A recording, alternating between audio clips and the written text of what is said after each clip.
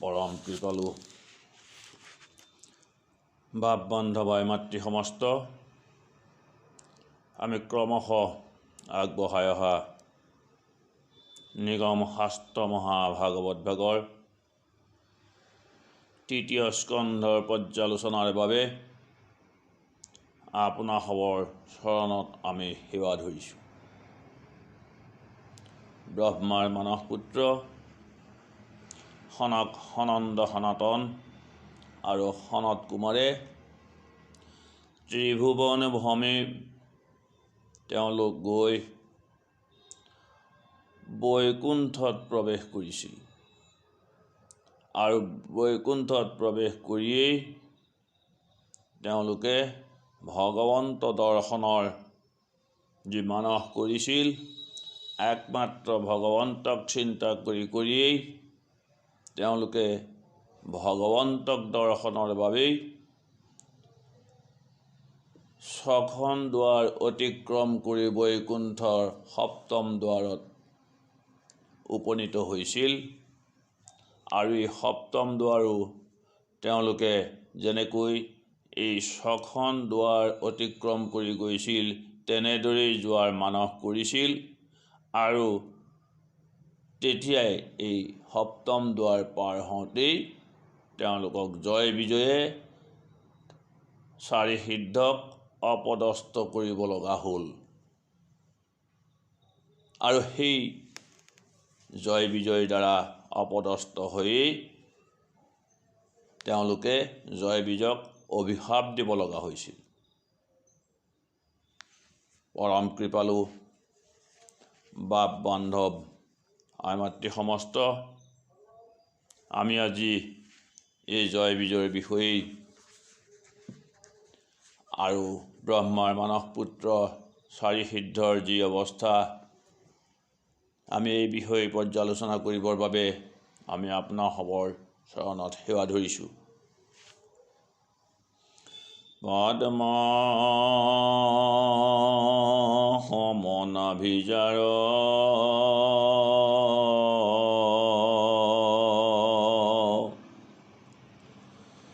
প্ৰণাম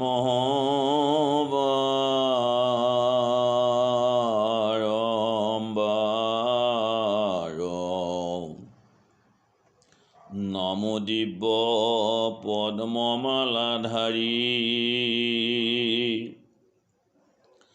নমো পদ্ম সমনেত্ৰ পদজাৰ শতপত্ৰ নমো ভকত ভয়হাৰী ৰাম নমো ভকত ভয়হাৰী।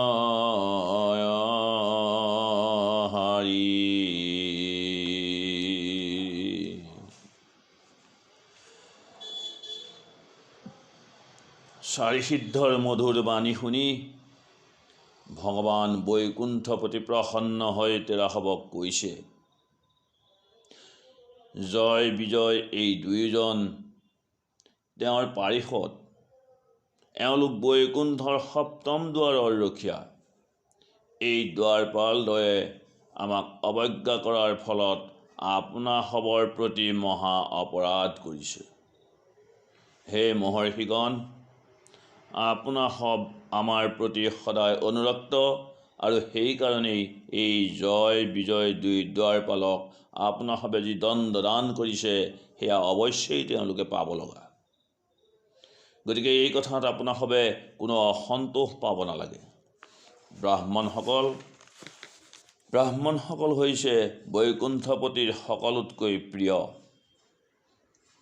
মোৰ দুৱাৰপালগণে আপোনাৰ সবক যি অশ্ৰদ্ধা প্ৰদৰ্শন কৰিছে সেয়া মোৰ দ্বাৰাহে কৰা হৈছে, কিয়নো তেওঁলোক মোৰেই পাৰিষদ।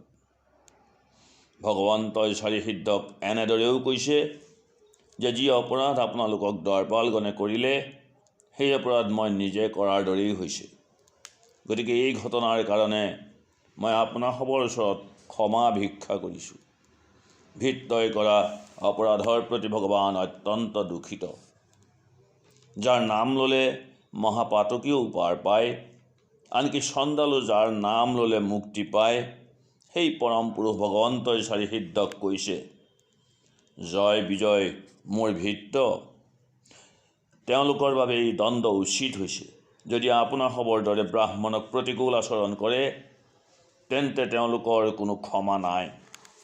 যিহেতু ভগৱন্ত ভকতৰ বৈশ্য, তেওঁৰ ভক্তক অপমান কৰাটো কোনো কাৰণতেই ভগৱন্তই ক্ষমা নকৰে। যাৰ পাদুদকী অংগাই ত্ৰিভুৱন পবিত্ৰ কৰিছে, আনকি মহাদেৱ যিজনে চন্দ্ৰক তেওঁৰ শিৰত ধাৰণ কৰিছে, সেই সকলো পবিত্ৰ হৈছে। যিজনে ভগৱন্তই ভকতৰ পদৰজ তেওঁৰ শিৰত ধাৰণ কৰে, সেইজনে তেওঁৰ ওচৰত তেওঁৰ ভক্তৰ অপমান সহ্য নকৰে। মোৰ এই পাৰিষদসকলে আপোনাৰ সবৰ মহত্ব বুজি নাপায়, এই অন্যায় কৰিলে। তথাপি আপোনালোকে যদি কৃপা কৰি এই আদেশ দিয়ে যে দ্বাৰপালদ্বয়ে তেওঁলোকৰ অপৰাধৰ বাবে যি দণ্ড পাইছে, সেই ফল ভোগ কৰি নিৰ্বাসনৰ কাল শেষ কৰি মোৰ এই ধামলৈ পুনৰ ঘূৰি আহক, তেন্তে সেয়া হ'ব মোৰ প্ৰতি অনুগ্ৰহ। দেৱতাসকলক ব্ৰহ্মাই আদ্যোপান্ত বৰ্ণনা প্ৰকাশ কৰিছে। ঋষিসকল যদিও অত্যন্ত ক্ৰোধান্বিত হৈছিল, আৰু সেয়েহে ভগৱানৰ মধুৰ বাণী শুনিও তেওঁলোক তৃপ্ত হ'ব পৰা নাছিল। ভগৱানে কি কৰিব বিচাৰিছে চাৰিসিদ্ধই একো বুজিব পৰা নাই, আৰু এয়াই হৈছে ভগৱানৰ মায়া। কিন্তু ভগৱন্ত দৰ্শন কৰাৰ পাছত চাৰিসিদ্ধৰ সৰ্বশৰীৰৰ ৰোমাঞ্চিত হৈছিল আৰু পৰম পুৰুষ পৰমেশ্বৰ ভগৱানক প্ৰণাম জনাই কৈছিল, হেই পৰমেশ্বৰ ভগৱান, আমি আপোনাৰ মহিমা বুজিবলৈ অক্ষম, কিয়নো আপুনি আমাক কৈছে যে চাৰিসিদ্ধক অভিশাপ প্ৰদান কৰি আমি আপোনাক উপকাৰহে কৰিলোঁ। এই কথাৰ তত্ত্ব আমি একো বুজি পোৱা নাই। প্ৰভু, আপুনি ব্ৰাহ্মণ্য সংস্কৃতিৰ পৰিচালক। আনৰ পৰা শিক্ষা লোৱাৰ যি আচৰণ, সেই আচৰণেৰে আপুনি ব্ৰাহ্মণসৱক সৰ্বোচ্চ পদ দান কৰিছে। প্ৰকৃততে আপুনি কেৱল দেৱতাসৱৰ পূজিত নহয়,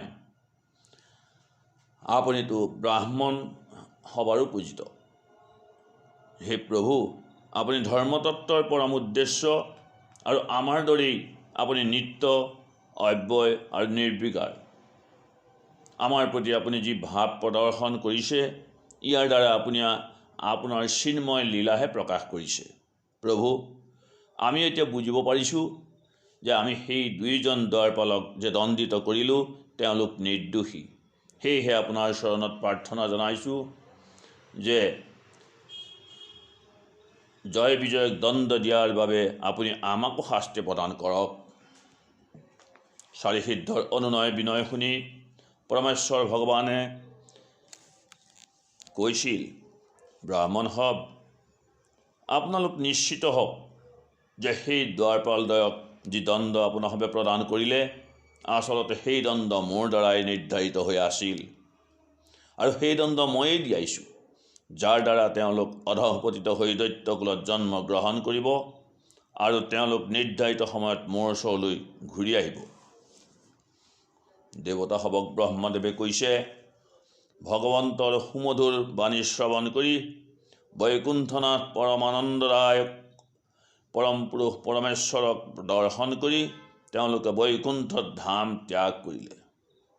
চাৰিসিদ্ধই ভগৱানক প্ৰদক্ষিণ কৰি প্ৰণতি নিবেদন কৰি বৈষ্ণৱৰ দিব্য ঐশ্বৰ্য সম্বন্ধে অৱগত হৈ প্ৰফুল্ল চিত্তে নিজ নিজ স্থানলৈ প্ৰত্যাৱৰ্তন কৰিলে।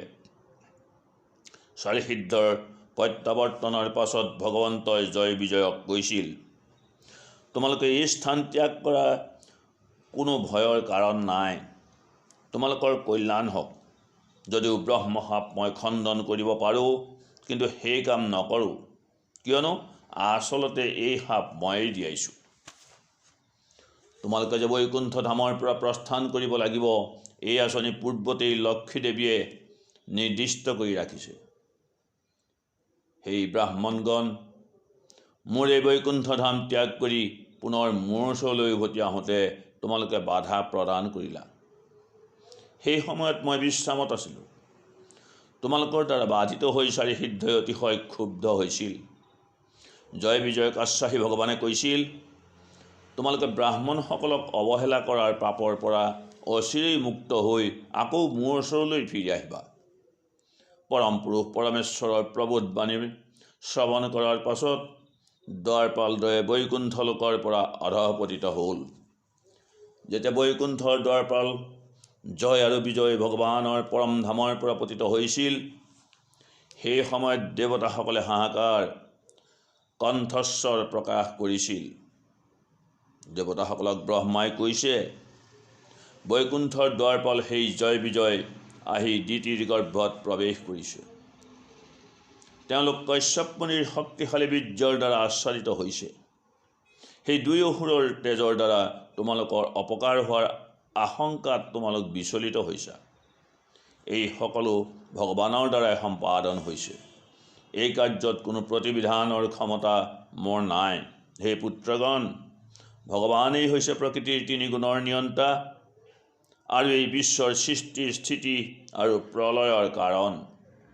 ভগৱানৰ মায়া, তেওঁৰ মহিমা পৰম যোগীসকলেও বুজিব নোৱাৰে। আদি পুৰুষ ভগৱানেই আমাৰ সকলোৰে ৰক্ষাকৰ্তা।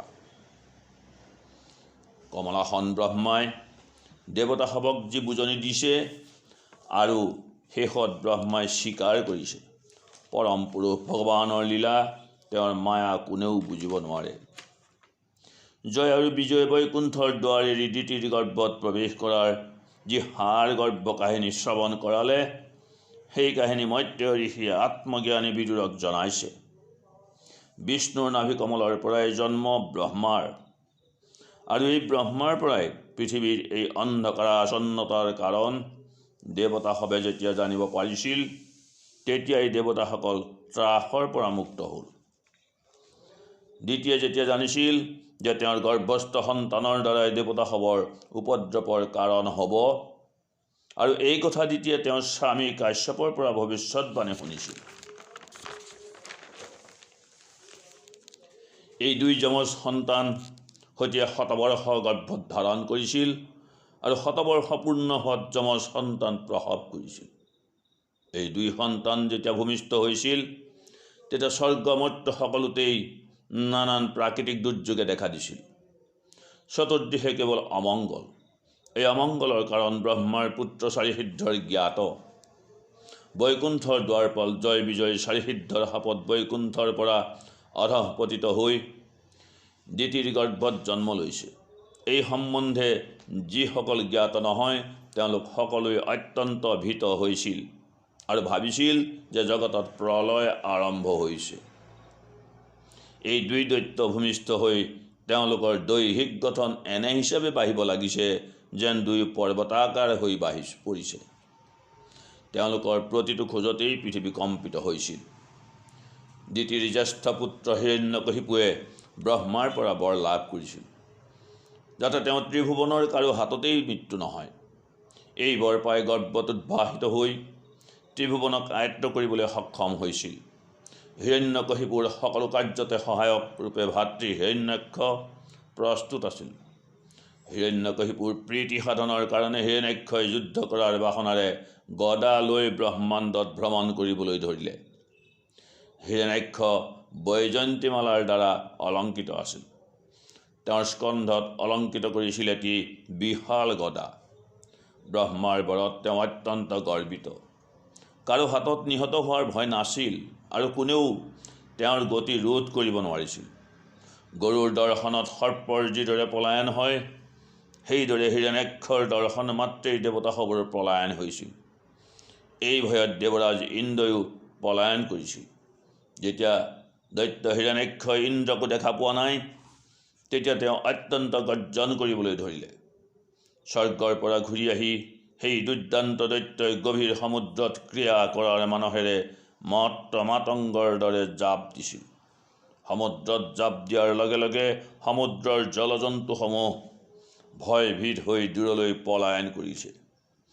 এনেকৈ কাকো কোনো আঘাত নকৰাকৈ হিৰণ্যাক্ষই তেওঁৰ শক্তি প্ৰদৰ্শন কৰিছিল। তেওঁৰ মহত্ব প্ৰদৰ্শনেৰে জলত প্ৰৱেশ কৰি বৰুণ নগৰ বিভাবৰীত প্ৰৱেশ কৰিলে। বৰুণ হৈছে অসুৰসকলৰ বাসস্থান, পাতাল লোকৰ পালক আৰু জলজন্তুসমূহৰ প্ৰতি বৰুণৰ ৰাজ্য। এই বিভাবৰী দৈত্য হিৰণ্যাক্ষই বৰুণক সাক্ষাৎ কৰি অনিচ্ছাকৃতভাৱে প্ৰণিপাত জনালে আৰু বৰুণক উপহাস কৰিলে। হাঁহি হাঁহি তেওঁ বৰুণ দেৱক যুদ্ধৰ বাবে আহ্বান জনালে। হিৰণ্যাক্ষই এই বুলি বৰুণক উপহাস কৰিছিল যে আপুনি দাম্ভিক আৰু অহংকাৰী বীৰসকলৰ দৰ্প চূৰ্ণ কৰিছিল আৰু জগতৰ সমস্ত দৈত্য দানৱক পৰাভূত কৰিছিল। ভগৱানৰ সন্তুষ্টি বিধানৰ কাৰণে আপুনি ৰাজসূয় যজ্ঞ অনুষ্ঠান কৰিছিল।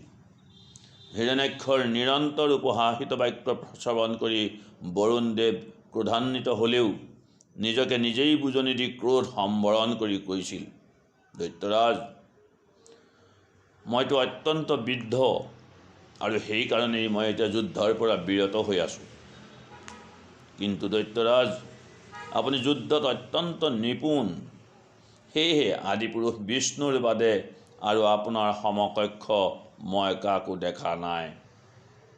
সেইকাৰণেই আপোনাৰ দৰে বীৰ সমস্তয়ো যাক স্মৰণ কৰে আপুনি যুদ্ধৰ বাবে তেওঁৰ ওচৰলৈকে গমন কৰক।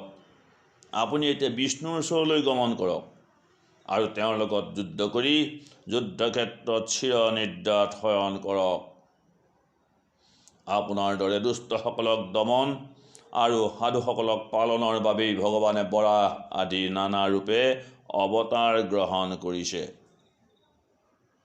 পৰম পুৰুষ পৰমেশ্বৰৰ কথা আত্মজ্ঞানীজন অৰ্থাৎ বিদুৰে মৈত্ৰেয় ঋষিৰ পৰা যিমানেই শ্ৰৱণ কৰিছে তেওঁৰ তৃপ্তি সিমানেই বাঢ়ি গৈ আছে। মহৰ্ষি মৈত্ৰেয়ে অনৰ্গল কৃষ্ণৰ কথা বিদুৰক শ্ৰৱণ কৰাইছে। মদমত্ত সেই অহংকাৰী দৈত্য হিৰণ্যাক্ষই বৰুণ দেৱৰ বাক্য কোনো ৰকম গ্ৰাহ্য কৰা নাই। হে বিদুৰ, পৰমেশ্বৰ ভগৱান বিষ্ণুৰ অৱস্থান সম্পৰ্কে যেতিয়া নাৰদৰ পৰা অৱগত হৈছিল তেতিয়াই হিৰণ্যাক্ষই ভগৱন্তক বিচাৰি ৰসাতলত প্ৰৱেশ কৰিলে। পৰমেশ্বৰ ভগৱানে বৰাহ ৰূপে তেওঁৰ দশনাগ্ৰৰ দ্বাৰা পৃথিৱীক উত্তোলন কৰা দৈত্য হিৰণ্যাক্ষৰ দৰ্শন হ'ল। বৰাহৰূপী ভগৱানে যেতিয়া তেওঁৰ আৰক্ত নয়নেৰে দৈত্যৰ বল হৰণ কৰিব বিচাৰিছিল দৈত্যই সেই সময়ত বৰাহৰূপী ভগৱন্তক উপহাস কৰি কৈছিল, এইটো এটা উভচৰ প্ৰাণী। দৈত্যই ভগৱানক সম্বোধন কৰিছিল, হে শুকৰ ৰূপধাৰী দেৱশ্ৰেষ্ঠ, ৰসাতলবাসীয়ে এই পৃথিৱী আমাক প্ৰদান কৰিছে। এতিয়া মোৰ উপস্থিতিত তুমি এই পৃথিৱীক লৈ যাব নোৱাৰিবা। প্ৰথমে মোক পৰাজিত কৰা, তাৰ পাছতহে পৃথিৱীক নিব পাৰিবা। এইবাৰ হিৰণ্যাক্ষই বিষ্ণুক দুষ্ট বুলি সম্বোধন কৰিছে আৰু কৈছে, মোৰ শত্ৰুৰ দ্বাৰা তুমি পুষ্ট হৈ আছা।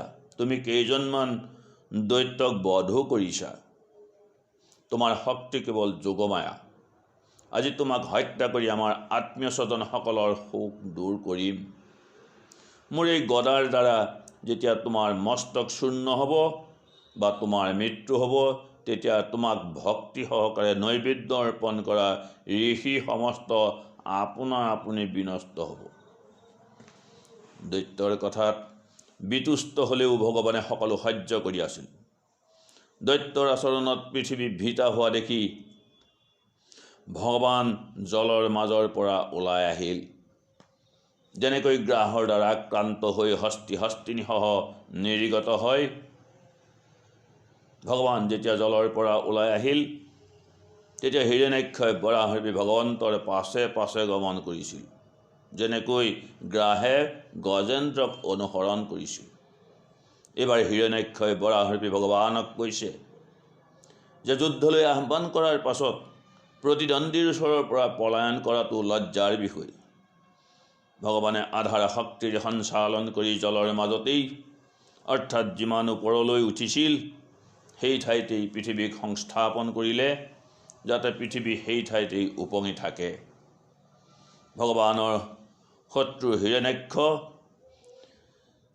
যেতিয়া দেখা পালে সেই সময়ত ব্ৰহ্মাণ্ডৰ সৃষ্টিকৰ্তা ব্ৰহ্মাই ভগৱানৰ স্তুতি আৰম্ভ কৰিলে আৰু অন্যান্য দেৱতাসমূহেও পুষ্পবৃষ্টি কৰিলে। ভগৱানে দৈত্য হিৰণ্যাক্ষৰ মৰ্মভেদী কটুক্তি সহ্য কৰিছিল আৰু সেই কটুক্তিৰ প্ৰত্যুত্তৰ দিয়াৰ বাবে ভগৱানে ভয়ংকৰ ক্ৰোধ প্ৰকাশ কৰিলে আৰু কৈছে, আমি সঁচাই বনবাসী প্ৰাণী, কিন্তু এতিয়া মই তোমাৰ দৰে কুকুৰৰ চিকাৰৰ অন্বেষণ কৰি আছোঁ, যিজন মৃত্যুৰ পাশৰ পৰা মুক্ত। সেইজনে তোমাৰ দৰে দৈত্যৰ অৰ্থহীন প্ৰলাপক গ্ৰাহ্য নকৰে, কাৰণ তুমি মৃত্যুৰ নিয়মৰ দ্বাৰাই আবদ্ধ হৈ আছা। ৰসাতলবাসীৰ আৰ্জিত ধন হৰণ কৰি মই নিজেই লজ্জিত।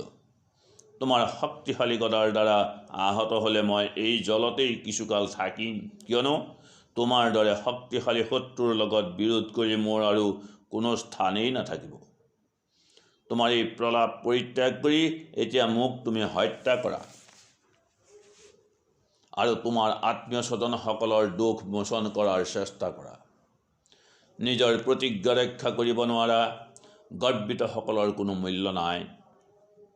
যেতিয়া ভগৱানে দৈত্যক যুদ্ধৰ বাবে আহ্বান জনালে, তেতিয়া এই দৈত্য অত্যন্ত ক্ষুব্ধ হৈ বিষধৰৰ দৰেই ক্ৰোধত কম্পিত হ'ল। ক্ৰোধত দৈত্যৰ ইন্দ্ৰিয় বিচলিত হৈ ঘনে ঘনে নিশ্বাস কাঢ়ি দৈত্যৰ শক্তিশালী গদাৰে ভগৱানক আঘাত কৰিছিল।